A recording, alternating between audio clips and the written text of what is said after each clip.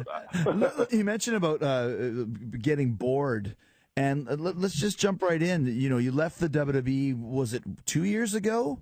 I think probably about 18 months, 2 years ago, something like that. Yeah. And I'm not sure we've ever really discussed it, and what was kind of the idea behind that of taking, because I did the same thing just to predicate this, so you don't have to feel strange talking about it. In 2005, I got so burned out on the business, I just didn't want to have anything to do with it anymore, and I left for basically 2.5 years and didn't even really watch wrestling or even think about it.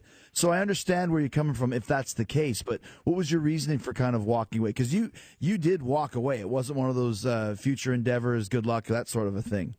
Yeah, absolutely not. I mean, I've read your books, Chris, so I was fully aware of that. And honestly, when I was going through that myself, not that I really spoke to anyone about it, I actually had in my head that you'd done this before. Oh, okay, yeah. From reading your books, and it was like, man, I feel the same way as the way Chris clearly felt in that book, and a bunch of other people have felt the same way too. But, I mean, I was kind of burned out on the road, as you said. I mean, when you start on the road, everything's new, everything's fresh, and it's so cool, and you don't care that you're away from home for 275 nights a year, and you're constantly exhausted and beat up, and and even if you get bad booking or something like that, it's all fine because you're living this amazing experience. But after I'd been up there several years, I'd kind of gotten to the point where even the little things were irritating me, and the travel was really killing me, and I'd get to the arena and I'd be it seemed to be that every Raw and every SmackDown, every Monday and Tuesday, I'd get to the arena and I'd be so disappointed when the script for the show came out, and every week it was just something that, man, I don't want to do this. And,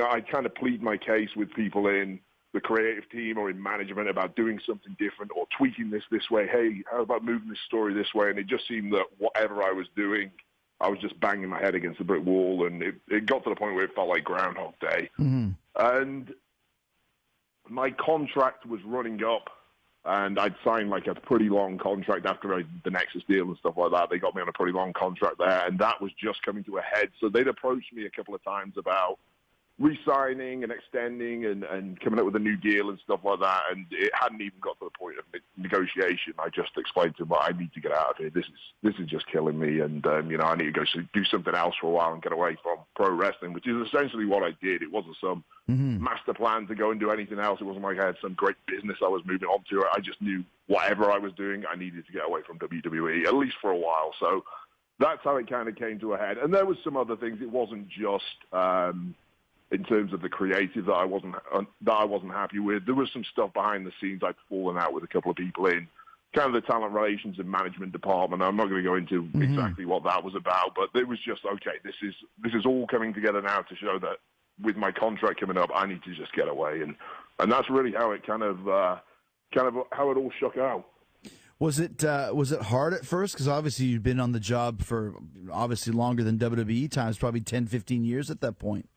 Sure. I mean, in terms of including developmental, I was pretty much coming to close to 10 years at that point. So on the main roster, maybe 6.5+ years.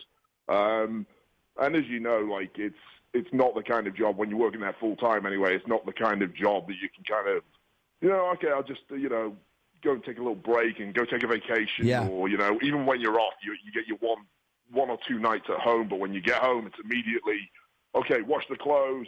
Get my bills paid, sleep, try and catch up some sleep, get up the next day. They want me to do some phone interviews promoting the next week's shows. Then you're immediately back to the airport and on the road again. So it is literally nonstop, all-encompassing, like taking over your life. So to go from that to suddenly just kind of being at my house all day and having nothing to do was the strangest thing I've ever done. I'd liken it to, like a death or something like that. You almost mourn this change in your life at first, and it probably took me at least kind of 6 months to get it out of my system. And I remember the weirdest thing was seeing things like, SummerSlam is on and people are tweeting me and saying, hey, are you going to appear at SummerSlam? Are you going to come back at something? Like, it's just so weird to think, oh, wow, I'm not there. This is my thing for like 7 years or whatever, and I'd be out doing this, and every Monday it'd be 8 p.m. and I'd be thinking, wow, I should be getting ready for Raw now, and I'm kind of at home or whatever, out doing other things or whatever it would be. So it's the weirdest thing to get it out of your system at first, and it definitely took a good 6 months for me to kind of be normalized again and start living a regular life.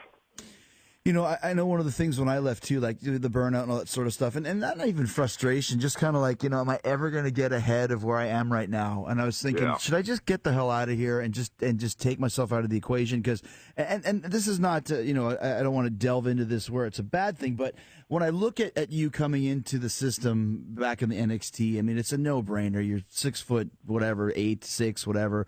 Great body, handsome guy, hard-looking, good promo, if not great promo at times. What do you think? You mentioned falling out. You don't need to talk about any of that, but what do you think it was that wasn't clicking with the powers that be to give you that moment to be a top guy?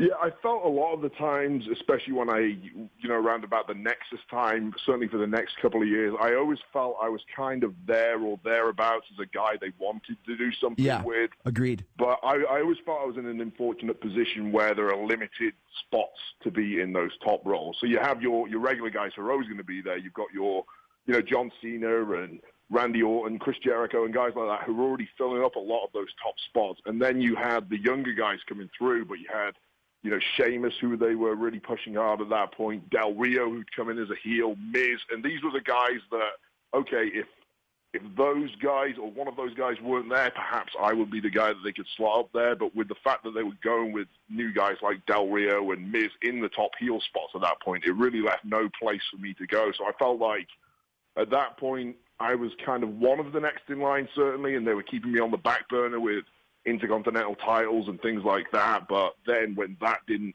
pan out, or the guys that they were going with were working out so well, I was kind of in this holding pattern for a long time, which felt like probably up until about 2014, I was in that kind of holding pattern. Mm-hmm. And really, as you mentioned, with you felt you weren't going to get any higher, or it didn't look like you were going to get any higher than you previously been. That's how I got in, 2015, 2016. I felt like not only, despite working harder and attempting to improve my promo, improve my character, or improve my physique, whatever I can do to try and get up a little higher, it felt like not only was I not getting higher, I was actually going backwards in terms of my position on the card, to the point where for a large period of 2015 and 2016, I was really used as what I felt was an enhancement guy. And I was being sent out in the almost the meaningless segments, the filler segments of the show, like segment 9 and segment 4, where, if people understand how the TV stuff works, the crossover segments are the most important ones, are the opening and the close and stuff like that. So I felt like I was being shoved out in those segments to go out and just lose in 2 or 3 minutes with no storyline, no build-up or anything like that. So that felt, in terms of my position on the hierarchy, that I dropped lower than ever. And that was certainly one of the things that I'd really got frustrated with. That's such a great point, too. And I think it's something that people might be interested in.